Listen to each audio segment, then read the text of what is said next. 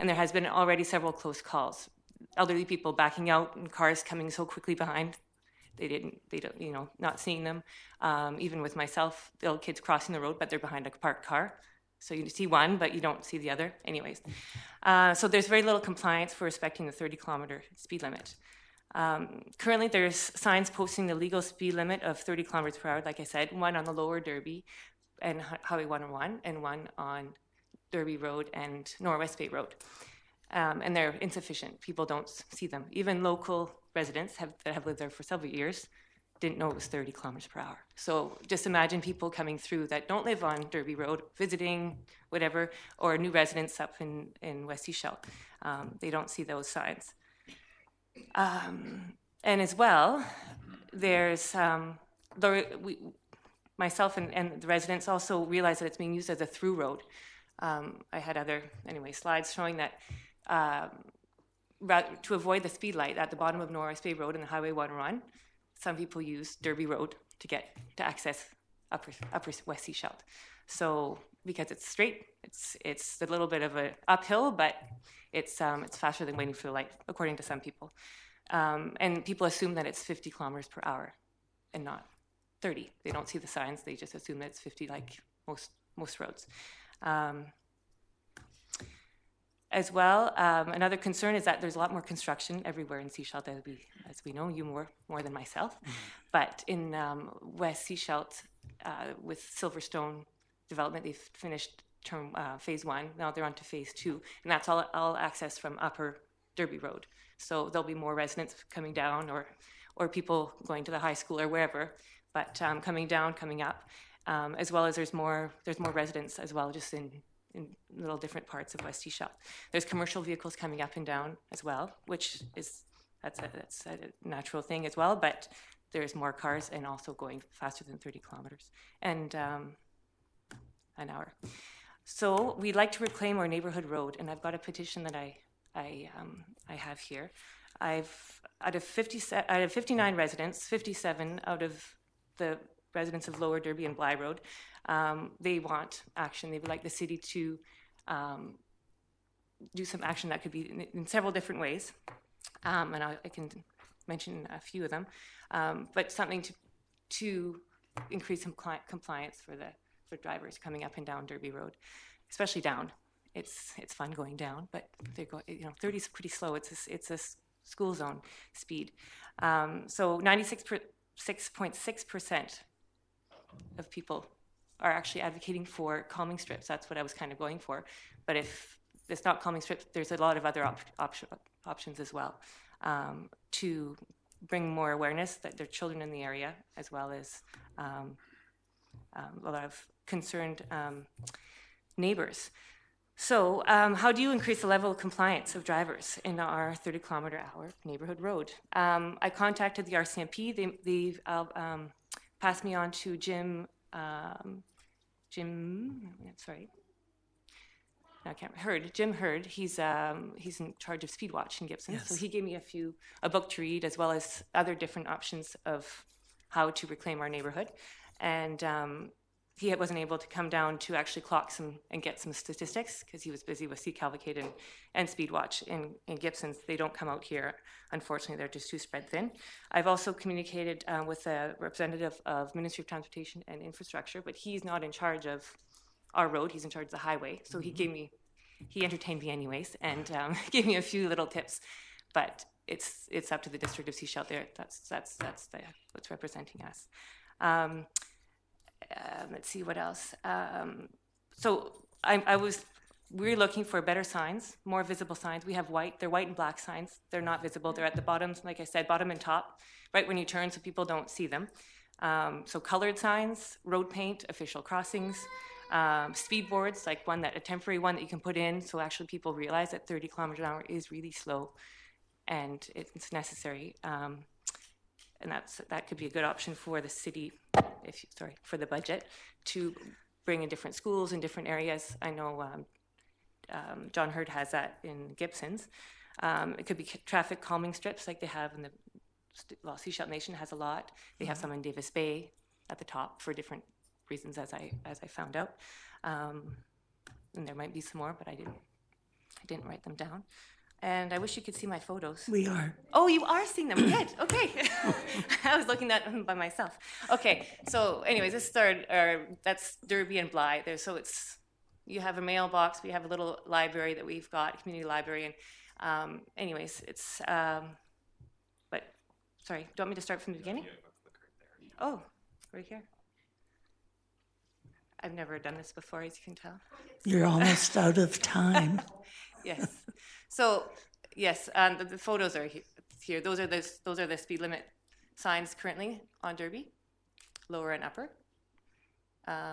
That's just to show, it's not very clear, but Norwest Bay and Bly is in the middle there. And this is an old photo from Google Earth, but all the green is all new development. All the bottom bit is all Silverstone, so that's all, it's all cut. So just to show that there'll be more residents. And these are possible strategies to increase compliance on our road. Speed bumps and or traffic calming strips. Thank you for your time and support. I know you guys are very busy. I realize them. Thank you very much. Does anyone have questions? No, I think it's a fairly emergency situation. I'd just like to refer this to staff for potentially some immediate action and a report coming back to council. And we have a seconder. All those in favor? You want to speak? It was just a question, perhaps to staff, but perhaps to members of council that have been here longer than me. Do we have any specific policy relating to neighborhood calming that may have more of an impact rather than just a specific situation on Derby?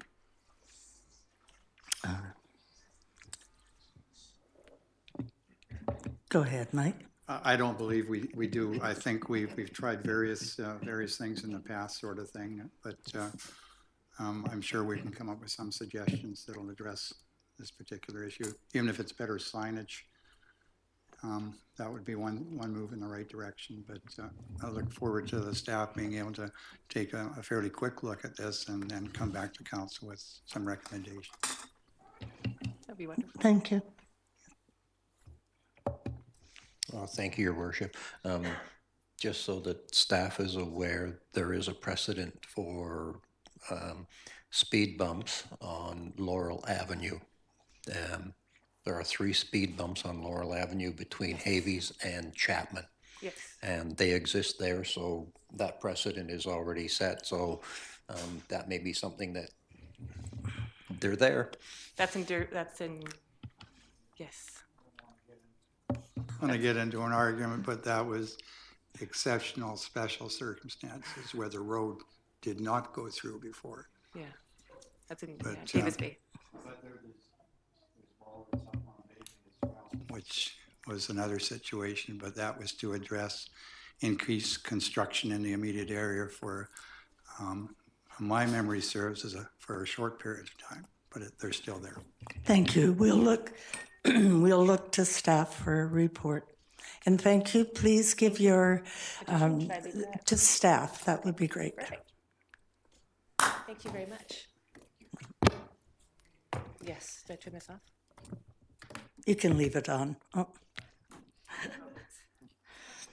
And our second delegation is Bob Heaslip from, and our mayor is here to take over the meeting. I'll get you to turn on the mic while we move.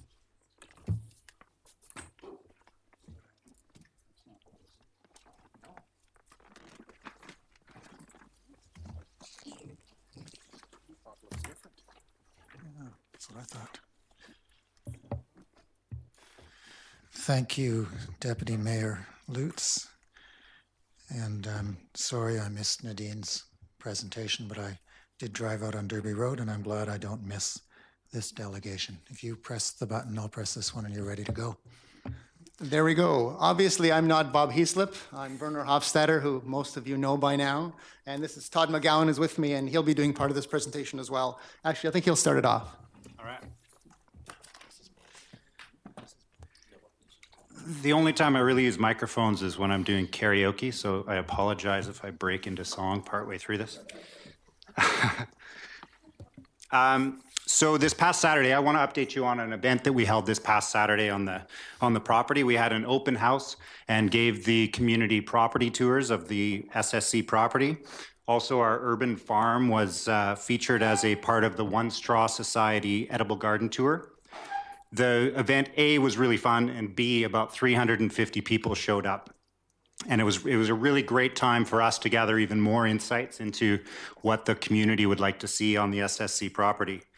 Gordon Halloran, a Sunshine Coast artist, put together a video especially focused on the garden part of the tour. So we'll play that now. It's about 1.5 minutes, and if we can go on that.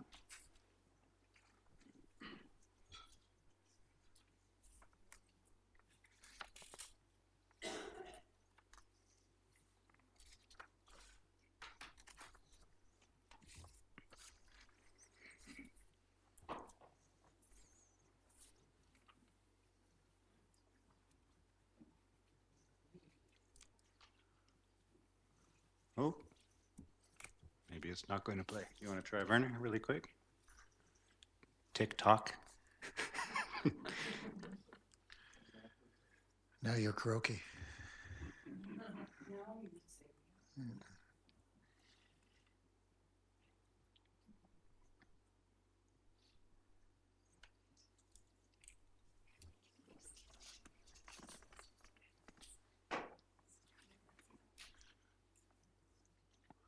Well, maybe as that gets set up, I can continue talking about the video, even though you haven't seen it yet. So the urban farm on the property is a farm that we created as an example of, it's a small example of what we can do with the 50 acres, 50 plus acres of agriculture that is located in the zoning package. All the water that's used to water the plants on the farm is non-potable water. And of course, it'll be much larger scale once we get into full action, hopefully. So like I said, we called it, we were marketing to people that were curious about the project, and many, many people showed up, 350.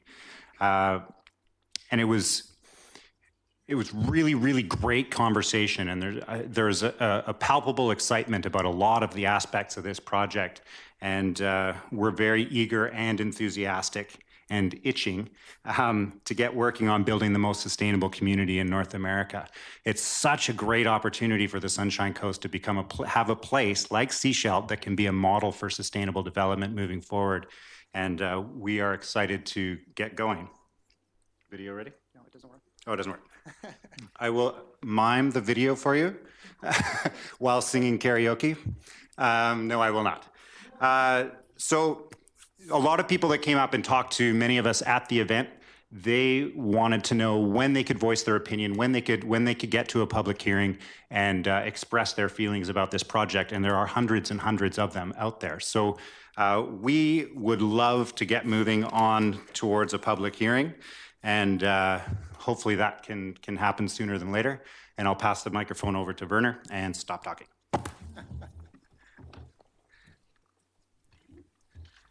Unfortunately, we missed Todd's tap dance routine. It's actually quite exceptional. As you know, we are a Sechelt sustainable community, and we've been harping that message for a long time, but we're really keen to get going on some really important things, and some of them are outlined on this slide.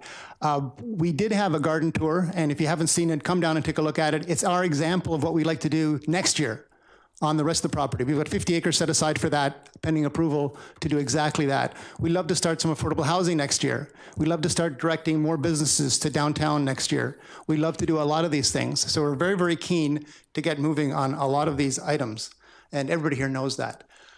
The reason these are such good ideas, to remind everyone, is that these came from the community. This is everybody's project. We talked to thousands of people through events, through public hearings, through workshops, through on-site tours, meetings with special interest groups of all sorts. And the only reason this is such a nice plan is because of all those wonderful inputs. And we thank everybody who contributed to that. And we want to get back to them. We want to show them that they weren't just talking to deaf ears, that we're all listening, ourselves, yourselves, staff, and ready to respond to all those fantastic ideas. We submitted our plan for rezoning last October, and since then, we've still been getting ideas. And so these are some of the things that we've adjusted so far. You know, somebody wanted to make sure that hydro didn't like a road under the hydro poles. We moved that. One of the councillors suggested that some of the affordable housing should be down near the waterfront. We've changed that. We've been asked to take a look at Sea-Watch versus our site. That study's been done. There's been countless important things that have come up in the last 8 months that we've addressed every step along the way. The last couple arose during the council meeting in April. One was to do with a landslide analysis. One was to do with taking a look at the traffic impacts. Those things, in our opinion, have been delivered, and they were prerequisites for a public hearing because we're very concerned about making sure that the public gets a chance to tell us whether we've heard them properly. We've all been listening. And we've put this stuff onto a piece of paper. We've taken people on site. We've now got a constant stream of people touring our site, taking a look at what's going to happen where on our property. And we want them to tell us and you whether we've hit the mark or not. So to us, that's a very important thing for us to do next. We need your help. These are the kind of comments that we've been getting. People are looking to us and asking us, what's the holdup? How can we get this stuff moving? They want their ideas brought into action. We've been doing our part. Staff has been extremely helpful in getting us to this point. We're going to be coming forward very shortly for even more requests from you for approvals on this, but we really need to get back to the public and ask them to tell us that we've heard them properly. People do want a place for their kids to stay. People do want a place they can afford to rent. They do want to have a place for their workers to be able to live. They want a place for their aging parents to come and enjoy the coast along with them. They want this plan that we've all worked so hard on, that is basically has been reviewed by people that you hired for sustainability and came through with flying colors because it could be an example for British Columbia, for Canada, and for lots of places for what can be done by a smallish community in an amazing way if everybody puts their heads together and actually comes forward with a really good plan that can be implemented. I'll be perfectly honest, because it's the only way I know how to be. We did talk to staff today. Our preference was to have a public hearing as soon as possible. Our suggestion was August 30th. They told us very honestly, they're looking at something perhaps early September, maybe late September, maybe early October. We really need to get back to the public. They're eager to hear how we're going to do what we promised to do. And we all want to make sure that that happens. In the meantime, we look forward to continuing to work with the staff. They've been extremely supportive. They want us to have a good project. We think we've got a good project. We want the public to tell us we've got a good project. In the meantime, we encourage everyone to keep coming to our site, keep having tours. We've got a paddling festival on the 21st of August. We've got more things going on site this summer. Please come out, enjoy the property, give us your ideas. We're always listening. And just to prove that, we do have in the corner a little example of what's been going on the site. There's been a fantastic demonstration garden put together. There's some of the bounty. It's available for everyone in the gallery, anyone in the room who would like to take home some very fresh, very organic, very local produce, fresh in the last 3 or 4 weeks. And hopefully more examples of what we can do if we all pull together. Thank you.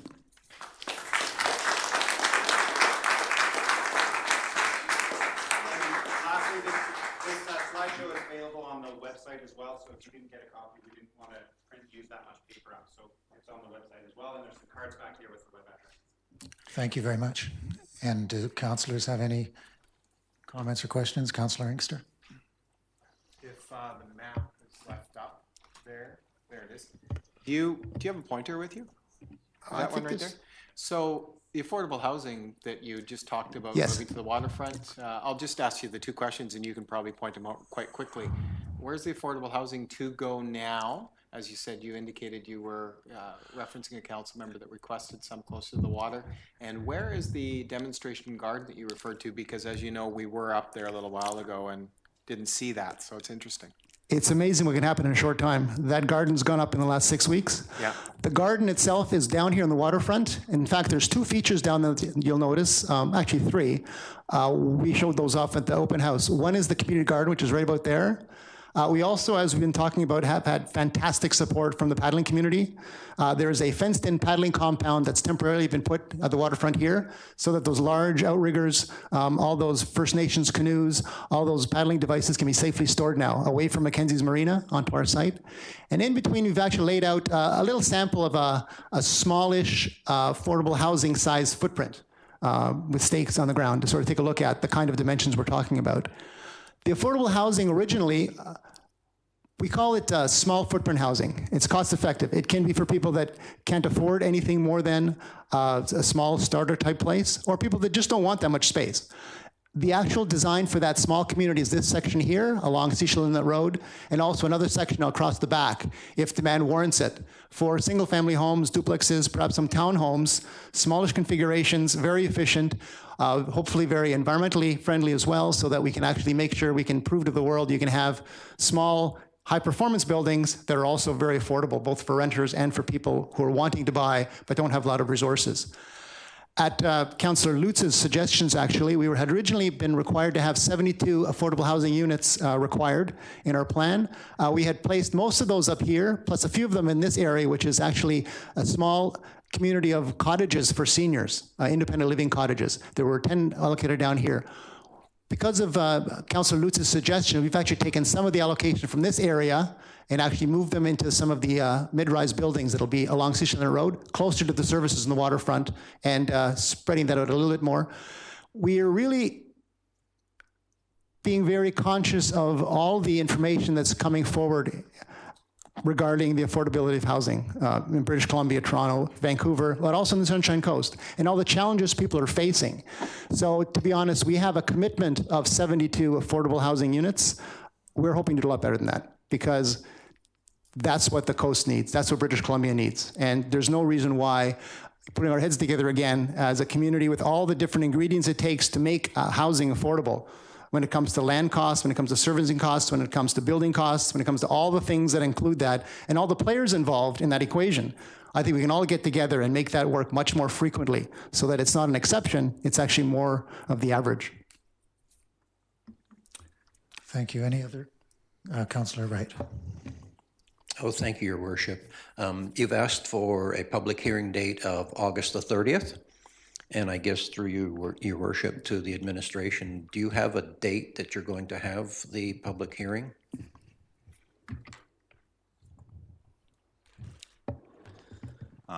Your Worship, we've been working with the applicant to make sure, as the applicant is just described, to make sure that there's the traffic impact study that's completed and is provided to council, as well as the landslide assessment report as well. So those are the two pieces of information that we're waiting on to be fully completed.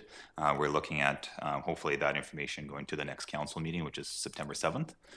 Following that, once that information is provided to council and the community, we'll be looking to schedule the public hearing. So we're probably looking at late September-ish, maybe early October-ish, depending on how things, I guess, work out. There's also UBCM at the end of September, so we'll have to look at that as well. Thank you. Anything else from councillors? Councillor Shanks? We do have the opportunity, if we're setting aside Wednesdays for meetings during the month of August, to potentially bring that to council. It's a possibility. Possibility. Councillor Shanks is referring to the fact that due to the needs to recruit a CAO, we're going to be scheduling some meetings that weren't scheduled before, so we may have some time to address that. But the main thing is, I understand you're in a process, you're working well with staff. This council has said before, we want the same thing that you want, a fully community-supported project that's the best in North America. And we have a very strong and competent director of planning who's going to help you get there. Let him do his work. Anything else? Thank you very much. You're welcome. We all look forward to it, Werner. We do. Moving on to further sections, adoption of minutes of previous council meetings, and we'll give the crowd a chance to leave. First is item 5.1, minutes of the special council meeting of July 13th. Motion to receive and adopt, Councillor Wright and Councillor Lutz. Any errors or omissions in that one page? None. All those in favor? Thank you. That's carried. Minutes of the annual general meeting of July 16th, which was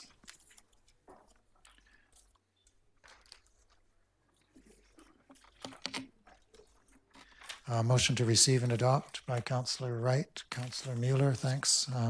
Any errors or omissions? And all in favor? That's carried.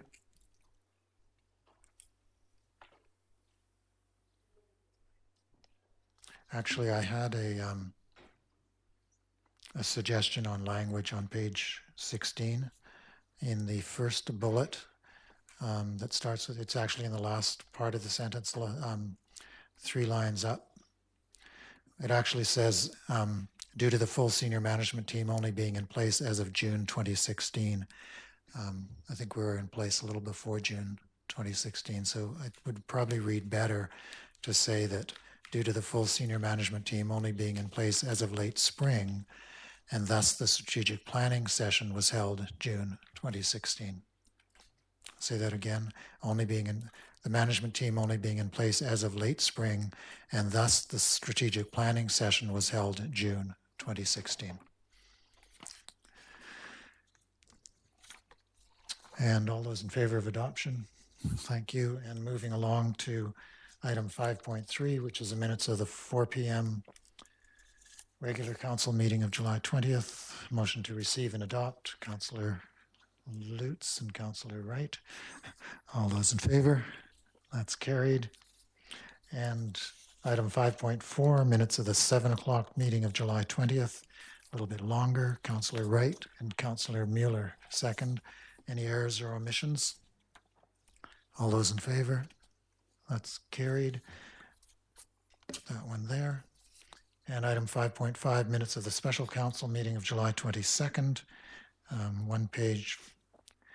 Move adoption and receipt, Councillor Wright and Councillor Lutz. No errors or omissions. All those in favor? And that's carried. Any business arising from those?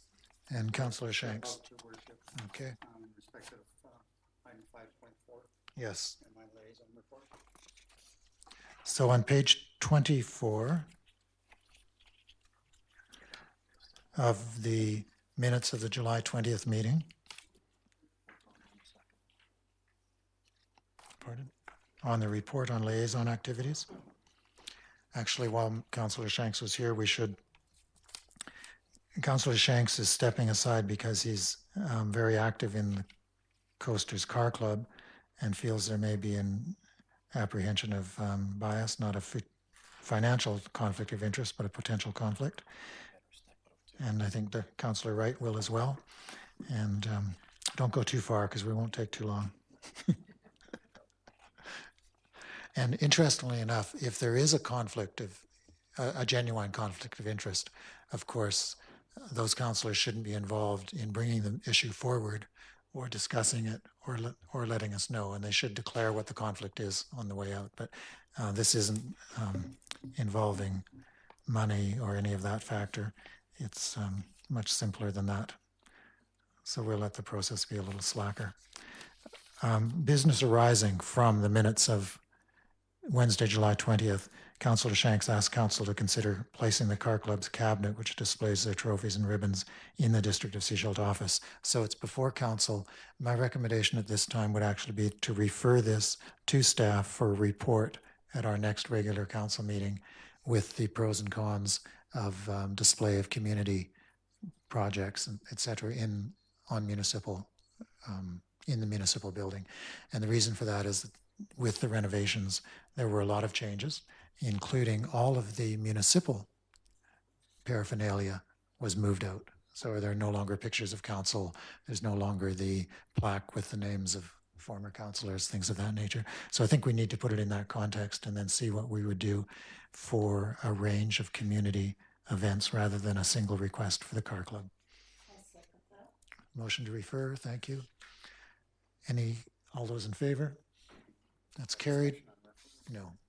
That gets it to staff, and that'll get it back to council with actually a report in front of us as opposed to us making up suggestions. And oh, thanks, Andre. If you could tell them that.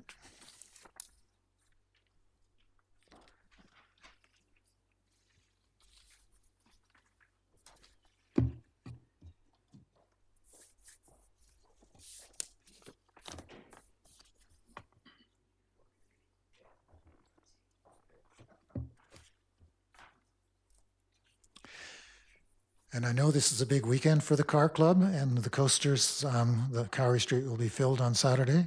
And despite the interest in making an announcement, we referred that to staff for an actual report on the pros and cons and the issues. So it'll come forward as an actual recommendation to all of us in September.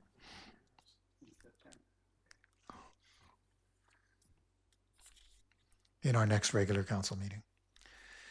Item 7.1. Summary of recommendations of the Planning and Community Development Committee. And we're in the midst of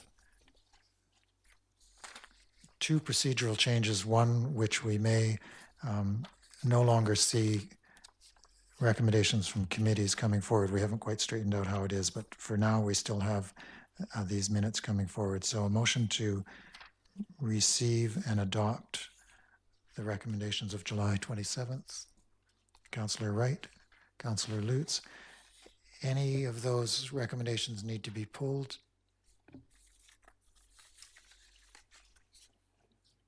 Yeah, page 29, 30.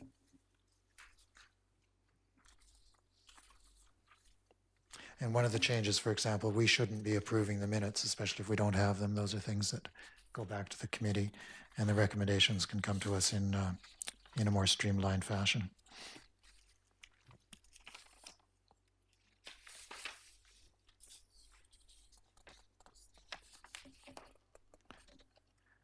It's got the Gaines rezoning and the Coast Rogue Arts Festival, both of which will come back to us later. Oh, good. Okay. James is asking about the James one. All those in favor? That's carried. And we have the summary of recommendations of Public Works, Parks and Environment Committee. Recommendations 1 through 4. Motion to receive and adopt. Thank you, Councillor Lutz and Councillor Inkster. Any of those need to be pulled? All those in favor? That's carried. Okay.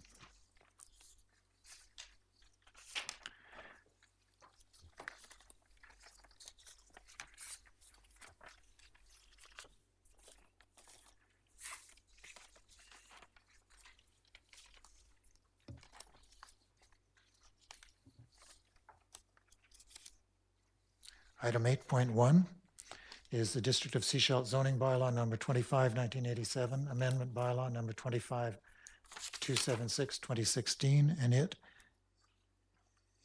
is before us for first reading and a referral to public hearing, which is outlined on page 30 that we just received. So a motion for first reading of District of Sechelt bylaw number 25, 276, 2016. Councillor Shanks and Lutz. All those in favor of first reading? That's carried. And a motion to refer to public hearing, which is outlined on page 30, item number 5.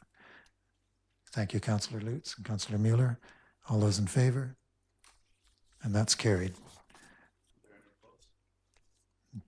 Well, yeah, I had a question at the first reading. So I just, Well, if it goes to public hearing, it'll come back for second reading where we would have discussion and amendment.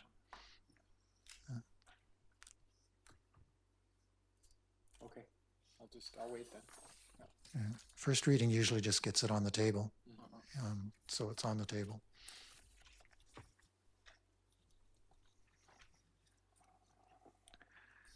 Item 8.2, which is the approval of the development cost bylaw number 554. And the first recommendation is to receive the report from the Director of Financial Services dated July 25, 2016. Councillor Mueller's been waiting for this, so I thought you might want to move the report. And seconded by Councillor Lutz. All those in favor? Mr. Stewart, would you like to speak again to this issue? Thank you, Your Worship. So first off, actually, it's more of a housekeeping issue. It was brought to my attention that the definition for the sanitary sewer specified area, this would be on page 46 of the agenda, it's actually referencing an incorrect bylaw. At the time, I wasn't aware that the merged bylaw was prepared that actually took this bylaw and merged with some others. So just so I may ask that be, or recommend, I'm not sure it has to be, if I can make the recommendation or if it has to be going through a approval. Maybe when we get to second reading, we'll amend that actual line. And you're talking about 3.1, the fourth line down? No, it's in the definition of sanitary sewer specified area. Oh, yes, okay. It means the lands described within the District of Sechelt merged Yes, merged. sewer specified area bylaw number 393, 2001. Okay, we'll make that amendment at second reading tonight. So Your Worship, this went through the Finance, Culture, and Economic Development Committee last week. It was an extensive discussion to talk about the bylaws and the process we've gone through. The committee asked a number of questions. I've outlined them in the report I've prepared here. Most of these will be included in the minutes, but they haven't come forward yet, but I saw a draft of the minutes, so I was able to pull a lot together. So where I could, I answered questions. It was primarily about some of the processes we used to get to the equivalency factors. I'm going to say that based on this, and you'll see in other areas, to expedite this whole process, we pretty much used the information we had. We didn't commission any new studies. We didn't look at any new information. We relied on the information we were provided. I did include in the agenda a list of the best practices. There's questions around whether population should be used for park DCCs. As you'll see in the attachment I've included in the bylaw, that is the best practices from the province. So they are looking for that kind of information. So at this point, really the request is to take it to 3 readings of council. It will then be moved on to the ministry for them to review and to look at the processes here we've done. I would like to also point out that we actually have a meeting next week with the Coast Community Builders Association on August 9th. Some concern was raised to me today that, maybe the input is coming a bit late. Although I don't know what to expect from that discussion. Should anything significant come out of that would require possibly council to reconsider the bylaw, I explained to them that you can always rescind third reading and make some changes. I just wanted to keep this process moving forward so we can actually get into the ministry's hands, because I'm not sure how long they're going to take, and that could be the longest holdup, is getting it through the inspector municipality. So at least this will allow us to get it to them and let them to review it. So. Yes, thank you. And Councillor Shanks? Yeah, I'm playing the other side of the coin, I guess, lately, but, it would have been appropriate if they'd sent some representation to when we first had the information meeting. 46, 48 letters were sent out, and we only got 4 or 5 people show up. So they have been horrible. Any other comments of the report? I had one brief question on page 42, 4.13.2.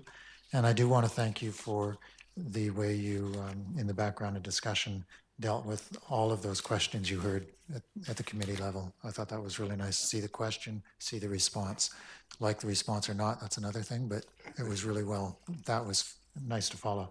But on 4.13.2, and it was discussions about changing the waiver of DCCs on the projects under 50,000, and there was some discussion it could be increased. So my question is, when could that happen? And does that require an amendment to the DCC bylaw or an entirely new process? So if we were to change it from a $50,000 minimum floor to 150 or 200, could that be done without a whole new process? It could. It would invoke a new process if you made it after this bylaw was approved by the inspector. Any changes to the DCC bylaw has to go back to the inspector for reapproval. I would assume it wouldn't take too long to go through if it was a minor adjustment. So if you wanted to make it now prior to going forward now, I would suggest it be made otherwise. Yeah, I don't think we're ready to do it now, but we will find out very quickly that $20,000 worth of DCCs on a $50,000 project is going to get some pushback. And so we know, we can see in advance that it's some, and we don't know the examples yet, so we'd probably like to see some examples and see how it works, but the main thing is to move this forward, so we'll support that. But I'm just curious, when we do turn our minds to what the floor should be in the right environment, how long that might take, but it'll go back to the inspector. It would have to go back to the inspector if it's As an already been amendment. approved and adopted by council, yes. That's fine. And on your report, the only other thing I'd like to mention is, and again, I really appreciated seeing the equivalent population factors in the various DCCs on the back, and they were taken out of the provincial template and clearly may refer to provincial averages or not. I don't know. It would be good when we do our next step to make the equivalent population factors specific for Sechelt. For example, right now, a low-density residential has 3.2 persons per dwelling, and I think that's probably high for Sechelt because of our demographics and our population. And the high density and the medium density seemed a bit high too, but it might actually be higher in Sechelt because medium density townhouses is where our families live. And so that's actually higher than the low density, which is where a lot of empty nesters live. So I'd like, when we get there, and that's not now, that we don't just take the EPFs from the province, but find out what it would be for Sechelt. Now, somebody to move, and I'll just slightly rephrase these 2.2, 2.3, 2.4, that the development cost charges bylaw number 554 be considered for first, second, and third reading. Somebody like to move that? Councillor Shanks, Councillor Mueller, all those in favor? It's carried. Then I would actually like to move to the bylaw and do those readings. And the bylaw's on page 44. We'll get to that on second reading. Yep. So, and the bylaw is bylaw number 554, 2016, a bylaw to impose, interesting word, a bylaw to impose development cost charges, and a motion to introduce first reading. Councillor Shanks and Lutz, all those in favor of first reading? That's carried. And a motion to introduce it for the second time, Councillor Shanks and Mueller. And any errors, omissions, or amendments that are suggested at second reading. And there is one for definitions on page 46. And could you read that new definition out correctly? It's the definition of sanitary sewer specified area. It means the land described within the district of Sechelt, merged sewer specified area bylaw number 393, 2001. Okay, so we substitute merged for sanitary and change the number to from 152 to 393. 393. Is that moved? That amendment moved by Councillor Wright and seconded by Councillor Lutz. Any discussion of the amendment? All those in favor? And with an amended second reading, all those in favor? Sorry, discussion at second reading? Discussion. Any other amendments? All those in favor? That's carried. And motion for third reading by Councillor Wright and Councillor Lutz. All those in favor of third reading? And that's carried unanimously. Moving back to page 38.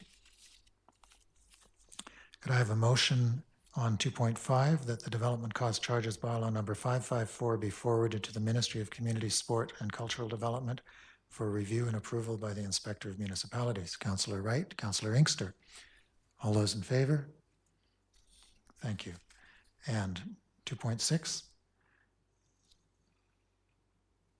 that Council Policy 2.4.2, reducing or waiving development cost charges, be rescinded, moved by Councillor Wright and Councillor Lutz. Any discussion of that? Will this actually be the rescinding if we pass this, or do we? Okay. All those in favor of rescinding bylaw Council Policy 2.4.2. Any objections? I only saw one hand in favor. I saw Councillor Mueller. Thank you. Okay, in favor. And that's carried. Thank you very much, Mr. Stewart.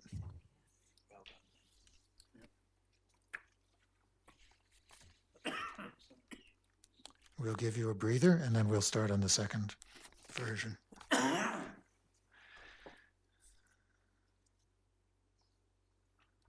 For adoption, item 8.3, we have for adoption bylaw number 25-273, 2016, Lister property. And this is a bylaw to amend District of Sechelt zoning bylaw number 25, 1987 by rezoning a property at 1680 Field Road from R3 to a modified C4. Somebody to move adoption. Thank you, Councillor Shanks and Councillor Inkster. All those in favor? And that's carried. And I was just looking at the dates on this. It went from first reading on May 4th to final reading today on August 3rd, which is 91 days in the calendar. And it was received for the first time about 3 months before that, I think February. So overall, and we know that this one went back for a second public hearing because we had some difficulty. So as a benchmark, 6 months from application to final adoption for rezoning, I think is pretty good. Thank you for that, Andre.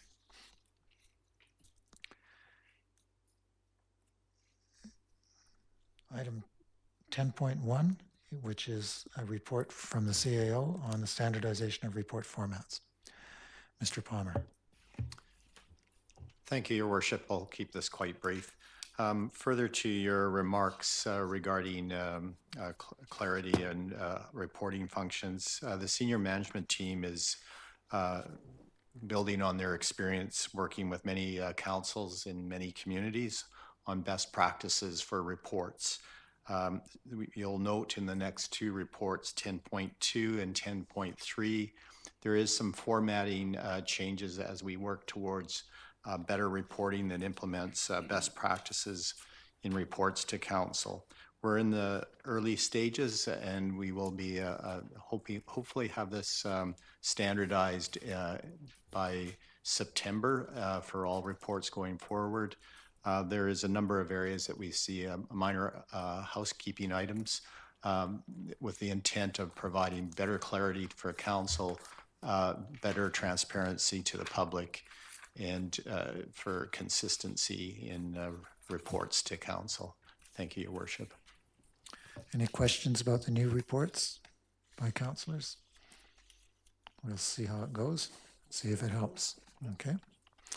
Moving on then to item 10.2, which is the use of motorcycles on Selma Park Airport Connector portion of the Suncoaster Road.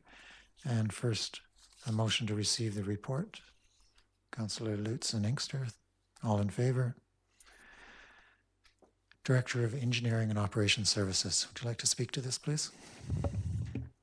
Thank you, Your Worship.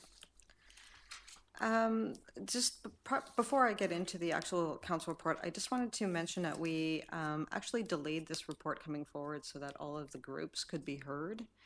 We thought it was very valuable input and information, and all of it has definitely been taken into consideration with regard to the writing of this report. We were also trying to be very cognizant of not bringing forward the report at the same time as a delegation, because we thought that that would be quite unfair. So before you, you do have our recommendation with regard to restricting access to motorcycles on the Suncoaster Trail.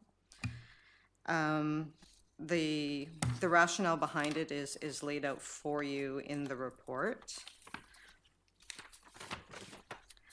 But essentially, the parks supervisor made the decision to prohibit motorcycle use on the trail due to a number of considerations.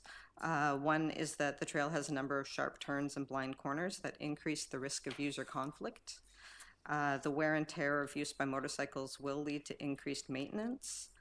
Motorized vehicles will compromise the quiet forest environment, and the exclusion of the use of motorcycles is consistent with usage on all other trails. We did a lot of background and due diligence on this one.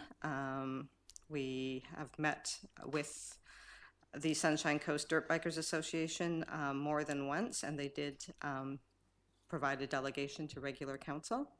The Sunshine Coast Cycling Club originally contacted staff expressing concerns, then did later come to council and indicate that they're willing to work together to come up with an acceptable solution. When we talked to the Municipal Insurance Association, they did not recommend the inclusion of motorcycles on the current trail. And we've included the applicable portion from their risk assessment in this report. The Ministry of Forest, Lands and Natural Resource Operations have indicated the trail is currently not suited for motorized vehicles. And the contractor that was hired to build the trail has indicated that the trail was not originally designed or built for motorized usage. And I think that theme actually was carried throughout all of the delegations. Both of the delegations agreed that work would need to be done to ensure the trail is up to the standards required for motorcycle use. Given that, the recommendation at this time is that staff be directed to continue the current practice of restricting access to motorcycles on the Suncoaster Trail, with the exception of trail maintenance vehicles.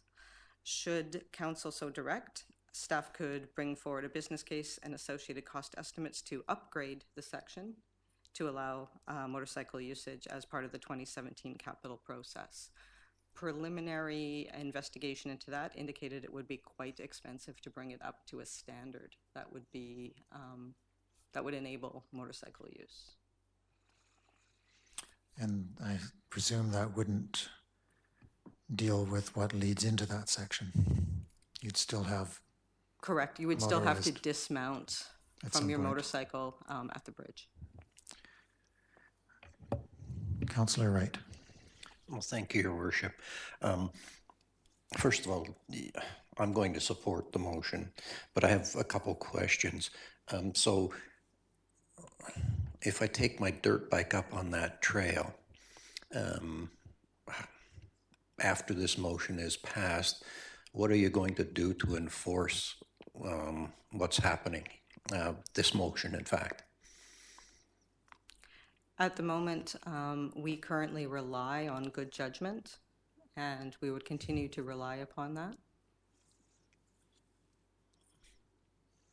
Well, that's interesting. I have no ability to station somebody to stop people. Yeah, well, at this I point. guess therein lies the problem for me is that if, and I'm not suggesting that somebody would do that, but I can almost guarantee you that somebody's going to take their dirt bike up on that trail. And then the question is, so we've passed this motion, so what do we do about it? And there is no, for lack of a better word, a penalty for violating the intended use of this trail. And I guess that gives me, I mean, I hope people will use their common sense, but I know we have speed limits going up and down the highway, and I know that people exceed the speed limit, so I'm anticipating we will probably have some difficulties to deal with that in terms of enforcement. Gives me some cause, okay, to pause and think about it. Thank you, though. I'll come back to that. Councillor Lutz. Thank you. I would hope that because we restrict it to non-motorcycle use, our insurance would be valid. Is that correct? That is correct. Currently, we hold insurance on that portion of the trail, and it does not include motorcycles. Thank you. I really appreciate this report, and those particular items listed 4.2, 3, and 4 just make it very clear to me that we have to restrict motorcycles from using it. I'll move recommendation 2. Thank you, and seconded by Councillor Shanks. Further discussion, Councillor Inkster. Thank you. I wasn't expecting this to come back in this manner. Although I guess in a sense you're very strongly backing the park supervisor and his history with the trail and how he sees the trail to be used and its sustainability as a trail. I'm saying that because what we've been hearing quite regularly at meetings is a small group of motorized dirt bike users coming to say that they'd like to continue to use the trail. and they seem to have quite a strong voice in that area, so I guess we're just looking at long-term use and safety. The enforcement issue, I'm imagining with clear signage that there'll probably be reporting to yourself now more often of those offenders. And because it's a small town, we'll know who they are, most likely by name. So I'm wondering then what we do with that in answering that question, because you were probably wondering, yeah, it's going to be difficult. I'm not going to be standing up there taking note, but you will be getting some names then of people that, and it will be historically those that used it before that would like to continue to use it that we've now restricted access to. So, For clarification, it is currently restricted access. And to speak to Councillor Wright, through your worship, the motorcycle community, with regard to this, they've done all the right things. They've come to council. They've stated their case. I think that the vast majority of them will agree to abide by what the current restrictions are. I think the vast majority of them already do. We have to rely on people to do the right thing to some degree. And they can walk their bikes across the trail. I'm always been very much in favor of multi-use, and when we started this process, I would have advocated for tolerance on all sides and more multi-use, but I actually think the report, and echoing Councillor Lutz, the reports from MIA, from the forestry, and from the construction of the trail are the ones that are compelling to me. And in terms of enforcement, the trails in the backwoods are always enforced through social mechanisms. And I think once the rules are there, that allows people to have the discussions and to enforce them informally and socially. And very seldom do you actually have to have meetings where you can talk these things through. I think it'll fall into place fairly well. And as you say, it is the current practice as well. So it's been moved and seconded. And seeing no further discussion, all those in favor? And that's carried. Thank you for that report on what could have been a complex issue. 10.3, Seashell Inlet Road Sewer Connection Project. And a report from same Director of Engineering and Operations Services. First, a motion that the report be received. Councillor Lutz, Councillor Wright, all those in favor? And we'll turn it back to Nikki. Thank you, Your Worship. Again, before I delve into the details of this report, it should be pointed out that the merits of the project itself were not part of the audit scope. I mean, the business case had been accepted by council, and the project was funded by council. So the audit was simply to take a project and audit how it had wound its way through the system to the final result. So in 2015, the business case was brought before council and was subsequently endorsed for inclusion. On June 22nd, an invitation for tender was issued for the work, and the lowest bid submitted was approximately $62,000. The budget was $50,000. On July 14th, an internal audit of the ITT process was undertaken as part and parcel of the tender acceptance and award process. This audit noted that the project scope identified in the business case did not include the installation of 4 storm services, which increased the scope of the project.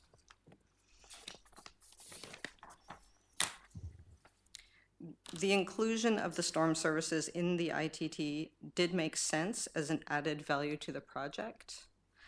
And this addition would ensure that the newly paved road is not disturbed in the future when these services would otherwise be installed. The combination of the inclusion of the storm services and the unit prices put forward by the proponent with the lowest bid for the works result in a budget shortfall of approximately $12,000.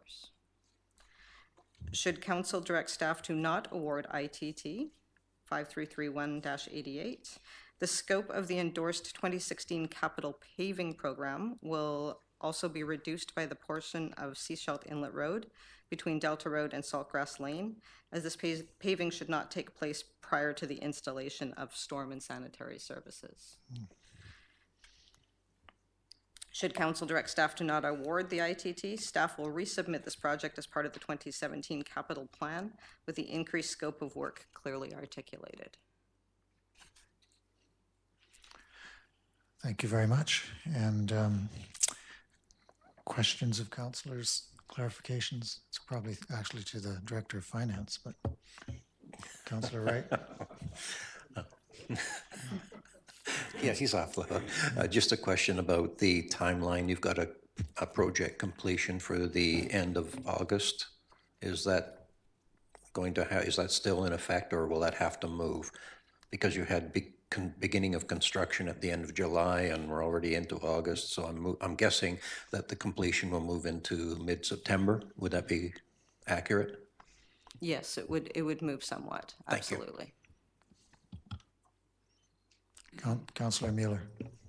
Yeah, just a quick question. The business case, of course, references the McElhaney report, and I believe council has yet to see a complete paving program come forward. Is this part of some wider strategy, or is it just a piecemeal? We want to get this done at this time. No, there are two separate portions. One is a paving portion. There is a paving plan, and this portion of the road is included in that paving plan. That ITT has not gone to BC bid yet, but it has that as part and parcel of a portion of the road that is included in our 2016 capital paving program. So this paving is being done because of the sewer part of the project? No, this portion of road has been identified in the aforementioned report that it requires paving. Yes. But there is little point in paving the road if we are just going to dig it up in future years to place services underneath it. So the paving of the road was also identified in the paving program. Okay.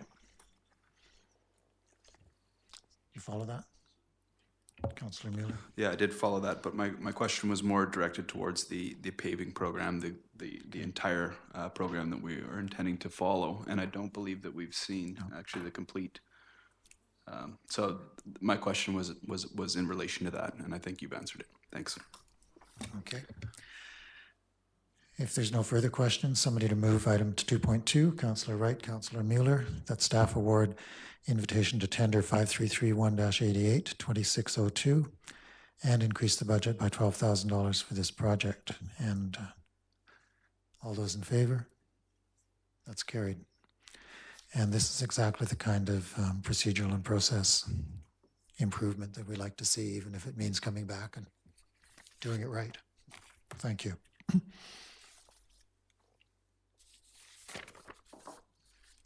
And item 11, councillor reports. I'll start on my left. Councillor Lutz, if you're able to give us a council reports. Pretty well in the last 2 weeks. It's been committee meetings and attended a function at the farmers market where a draw for some prizes took place celebrating BC Day. That's my report. And Councillor Shanks. Very short report once again, Your Worship. I'd just like to hand out some kudos to one of our staff members, Kim Kingas, who saw me through the process of getting all the permits and everything else for the Sleepy Hollow Rod Run and Car Show. The paperwork's increased considerably since the last time I did it, and without her, we would have had some issues. So I'd just like to thank Kim Kingas for that. And that concludes my report, other than enjoy the car show on Saturday and the Rod Run on Friday night. Thank you. And Councillor Inkster. Thank you. I just wanted to know before I do my short report whether Councillor Shanks had to leave the room when she filled out the reports. Anyway. Oh, I submitted the report. Okay. I just wanted to comment because I wasn't here last meeting, the annual general report day in front with the music. There's a lot I noticed, just a note, there was a lot of technical questions after the fact. That was an interesting piece. So obviously it's more technical than for information that citizens had. So hopefully we've answered those. I just wanted to mention then too, in closing, the farmers market that Councillor Lutz attended with myself and the mayor last Saturday. It's good to see the growth of that market and the fact that it looks like there'll be an extension, and just to see the numbers of people that were there. And what I did note as I came to the farmers market is the numbers of people going up and down Cowrie Street from the business area up to the farmers market. Because it's been questioned by some as to that it's too far from the downtown core, but it's actually about a 2-minute walk, and there's parking not near there, so that's where the people are parking and then coming to the farmers market. So I'm glad to see the continuation of that market and its growth, and the numbers of people that actually were there with the 3 council members that were there to make the draw and to recognize the market. Thank you. And Councillor Wright. Thank you. Sorry. Thank you, Your Worship. No, I turned mine off too. Thank you, Your Worship. As the alternate to the regional district, I went to their Planning and Development Committee meeting, also their Corporate Services Committee meeting and a board meeting. And then with the District of Sechelt, of course, their Planning and Development Committee meeting, Public Works, and then several additional council meetings, plus the closed council meetings. And that's the end of my report. Thank you. And Councillor Mueller. Thank you, Your Worship. For myself, over the past few weeks, it's been a number of meetings since I've been able to report. It's been extremely busy for me. I've had 3 weddings, a birthday, and also some very close friends visiting from Montreal, which I hosted here for a week, 2 weeks ago. Altogether, excellent time. For council work, I've attended planning meeting, FCAD meeting, and a closed meeting as well today. Not entirely as a portion of my council duty, I also attended the SDBA Oktoberfest planning meeting. Now, the only reason why I report this in council is mainly to let the public know that this year at Oktoberfest, we're going to have, instead of the more recent idea of a chili cook-off, we're actually going to go ahead and do real echt German food, which I will be organizing for Sechelt. So come down for that if you get a chance. Something that I've done over the years, and I'm going to do it this year for Sechelt. It's in a sense it's a volunteer thing, and I've hoped since being on council that I could volunteer more often. It hasn't been that way. We've been so extremely busy here. As you can see, I'm rapidly going gray, my hair, with the amount that I have to do. So anyways, hopefully we can see some of you at that event. Thank you. We look forward to real German food organized by Councillor Mueller. Mueller. Echoing the remarks of how busy it's been, I think it was our last council meeting where the intention to resign of the CAO was first mentioned on the 20th of July. And I would say the last 2 weeks have been the busiest 2 weeks that I've had since November 2014. But that's life. Apparently I signed up for it. And that's my report. And we have item 11.2, which is the SCRD report, which is in paper. Councillor Seegers is on North Vancouver Island heading to a wedding, which takes place tomorrow. That's the season, I suppose, so that's why she's not with us. Her report is item 11.2. Any questions on those issues? Motion to receive the report. Thank you, Councillor Inkster and Lutz. All those in favor? And item 12.1, report from the Sechelt Visitor Center Statistics, April and June. A motion to receive. Councillor Lutz, Councillor Wright, all those in favor? Any comments on those totals and collection of information? I'm not sure where, we had 2 visitors in May and 2 again in June that were not from North America, not from Europe, not from Asia or Australia.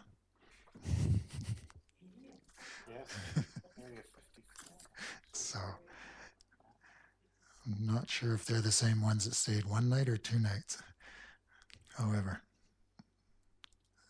tourism is up, local economy is up, real estate is also continuing to rise. It's quite a summer. 12.2, council correspondence. Motion to receive. Councillor Inkster, Councillor Lutz, all those in favor? And specific items we would like to bring out for attention and service. Councillor Inkster. Yeah, just to look at the correspondence, the number of issues that are mentioned to us. We received a number of private emails sent to us, and then now, I guess maybe it's all gone on the public docket, but to bring our attention to communications we received, but also then verified by the public documentation emails of 2 and 9, the short-term rental issue that's concerning to a number of people. We received some information, and this appears to be something that we've heard about a lot recently. Sort of brings back the council to a number of years ago when this similar issue had cropped up in our community with those that are renting and causing disturbance in the community with potentially not the proper approvals, etc. So I just wanted to bring that to council and staff's attention as a reminder. Thank you. I'm wondering if we should do something more concrete with those, because it is a real issue. It's tying in as well to the rental market and to affordable housing. And simply noting it is not what the requests were. The requests were for us to take another look at how we enforce, how we follow that through. Councillor Inkster? Yeah, well, you generally with these, with the council correspondence, there's always the council opportunity or council member opportunity to flag. But if in fact you're encouraging me to have staff look at the issue via this route, I'm certainly prepared to do that. Thanks. And seconded, Councillor Wright and Mueller on this topic?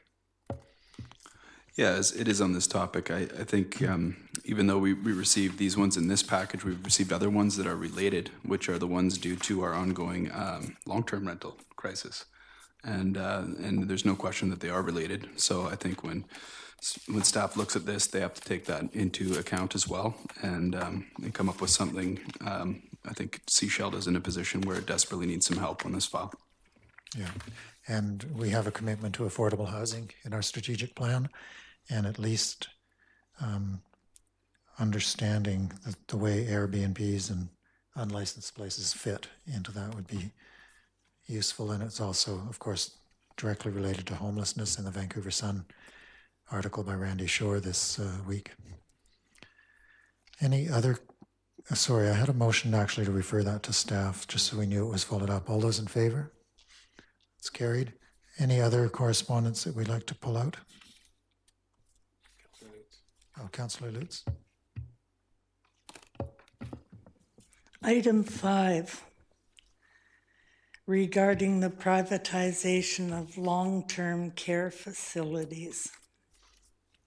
There's been an awful lot of information and discussion in the community, and people are looking to the district of Seychelles through our planning and our public hearing processes to look at this more closely. And I'm wondering what we can do to give our community more say in what the plans are for Shorncliffe and Totem. Well, to start with, I'm meeting with the head of Vancouver Coastal Health tomorrow at 2:00. The invitation was to include councillors, but we were booked out of this room and booked out of the conference room, and the meeting's now been moved to my office. So at least one of you can come along and Please. And liaison with I think Andre's going to join us as well, is on that. I would be pleased to attend. And we want to As I said in my acceptance of the appointment, this is an important issue to our community, and we don't have the primary role, but we do have some reason to advocate on behalf of our community, both for long-term care beds and for those to be provided in a way which meets the values of the community. Good. And we don't know how many he's bringing, so 3, I've got 4 chairs. I'll stand. We'll look around. Yeah, I'll sit on the desk. Okay. Any other correspondence?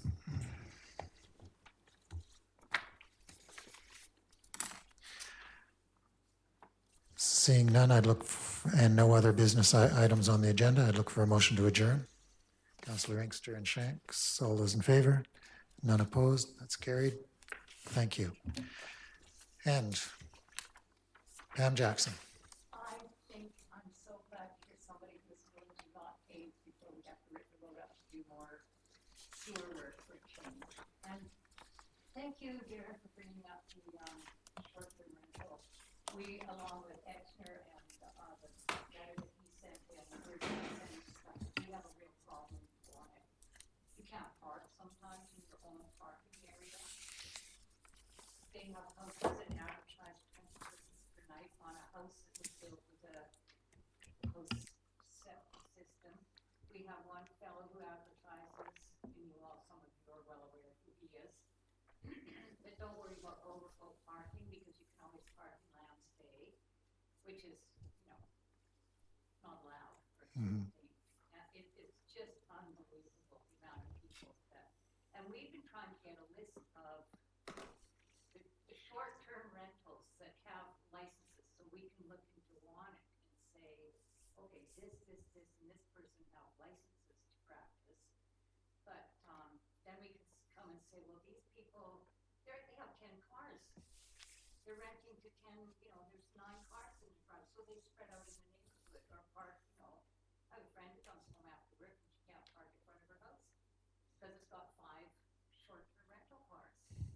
And they're rental because you might not see the same cars there. And it is a real problem. And it exploded some years ago. And it had 10, 12 years of a free ride. None of them are getting charged commercial property taxes. I don't know if you could do that, but if you run a commercial enterprise, then your property should be commercial. You should get charged whatever. And the water they use is unbelievable.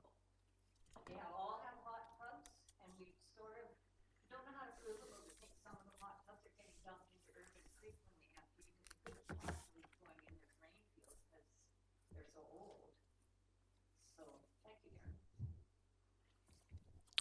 Somebody's taking a little notice now. There was some good suggestions in one of the letters in terms of revenue generation that might be useful to consider. You're shut down till you get a good inspection, and once you're inspected, then you pay to play with the rules of. So if you haven't got any room to park, you can only have so many people in your driveway, not spread them out. Something. As you know, it's been a And they're the ones that speed 90%. It screams, that song, Boys in Bright White Sports Cars? Well, it's tourists in Bright White Sports Cars. And they just scream through. That's why we want some speed bumps into one. It's one thing every community wants. Every neighborhood I know wants speed bumps, including Davis Bay, Whitaker Road. Any other questions and comments of our business tonight? Thank you very much. We'll see you actually not probably till the end of August.